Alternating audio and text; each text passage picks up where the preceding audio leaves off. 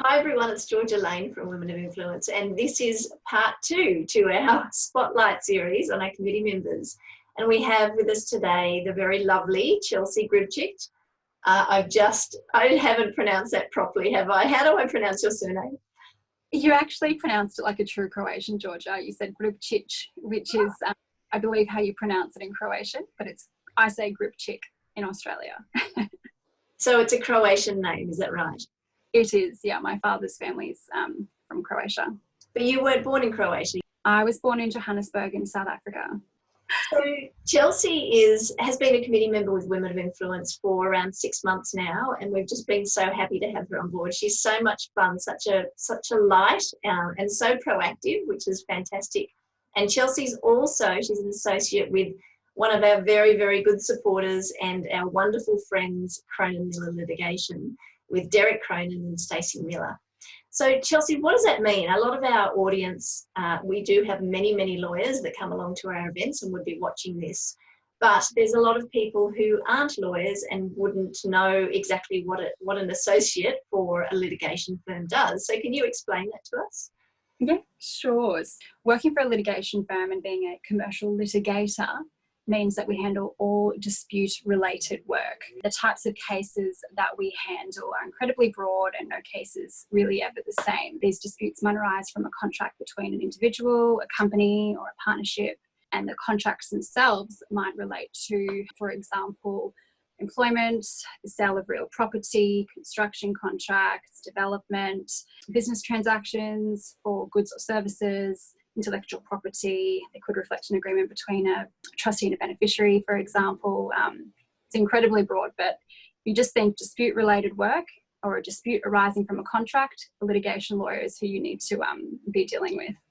And what would a typical day in the life of a litigator be, or your typical day? So a typical day for me starts at 4:45 a.m, followed by a coffee and a quick walk down to the beach, where we watch the sunrise with my partner and we plan our day before heading off to our offices. So once I'm in the office, I either have a Zoom conference with my team, or alternatively, I'll dive straight into emails, telephone calls and file works. All my files being so different, I just take each day as it comes. It could mean that I'm preparing pleadings for a case or preparing a defence for a case. It could be that I'm issuing correspondence to another solicitor's office. It could also mean that I'm preparing to attend court or a mediation. What you can expect is me sitting at my desk for quite long hours, doing a lot of research, a lot of reading, and a lot of strategic planning, providing very strategic and well-planned advice to your client, and also comforting them in the process are the two most important things that you can do in litigation. So how has that changed now where, you can't see your clients necessarily face-to-face, providing them with support and comfort?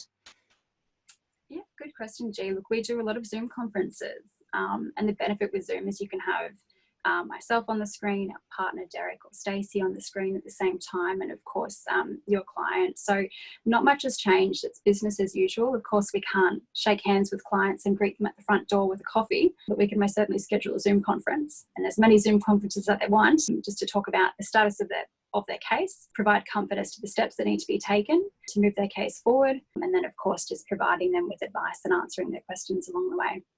And what have you found different and challenging during the last couple of months in this completely unknown environment? Well, I'll echo what I said earlier, Georgia, when we weren't recording, that is exercise.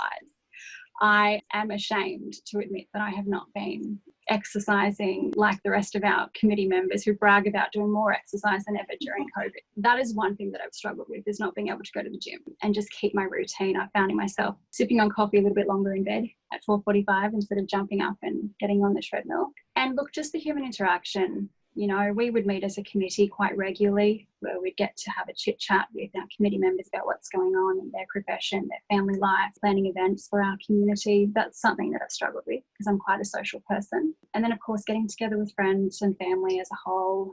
I'd say the first 2-3 weeks were quite difficult. I was working from home. And I think everyone struggled. I think everyone had their own challenges, but it just sort of cemented to me the importance of working as hard as I can every day, providing as much support to everyone around me, you know, making sure that I am providing the best advice and the most updated and accurate advice to clients as the legislation is changing rapidly every day. So the minute I shifted focus to poor me during COVID-19 and to how can I help those around me during COVID-19, I found myself in a far more positive mindset.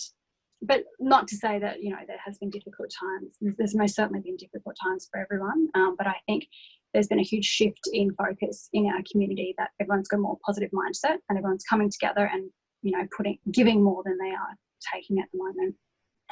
Now, one of the things that I think obviously your friends and close colleagues would know that just before all of this happened, you got engaged. Do you want to tell us about that? I did. I had a beautiful engagement just down the beach where my fiancé Jared and I walk to every morning before we start work. So I had a beautiful surprise on the beach with flowers, and my family were there to surprise me shortly after. One thing we did have to cancel was our engagement party due to COVID, but it wasn't a problem. You know, people have had far worse. But yeah, look, it's still a celebration. And the one thing I cannot wait to do after COVID-19 is throw the biggest party the Gold Coast has ever seen, just to celebrate not only us, but end of COVID-19 and get together and eat and have a party. Oh, that sounds great. Have you learned anything out of this process that you will apply? What have you taken out of this whole thing that you'd like to say, yes, I've definitely learned from this and I'm going to apply that to my life going forward? I have valued more than ever time spent with family and friends. One thing that I've seen, and I do a lot of Zoom conferences every week and catch up with whether it be colleagues in the profession or the likes of the committee members of Women of Influence. And I've seen a huge change in when you ask the question, well, how has your week been? Ordinarily, you talk about work. Work's been good, or, you know, you've been very busy or haven't been that busy. Whereas now we talk more about family, friends, and how we are going. The one thing I've taken out of COVID-19 is the value that we now place on family and time with friends and being together. Job's very important. Career is very important. But what is equally, if not more important, is the time that we spend with our family and friends. And I most certainly will not be taking that for granted once COVID-19 is over. Yeah, that's a really good outcome. And you've always been very family focused, and you know, you talk about your family and friends in such a beautiful, fond way. When we are talking more about what's going on in our personal lives and our friends and families, it helps us to connect more. So what is the first thing that you'll do? Obviously throw a big party is one of them. What are the other things that you're looking forward to once this is all over? Look, I'm going to enroll myself in a 12-week challenge. That's step number one. And put myself on a diet and an exercise regime. And after my challenge, I'll be throwing a huge party and hopefully getting married with all my friends and family and no restrictions. Nice. Oh, that sounds fantastic. That is certainly something to look forward to.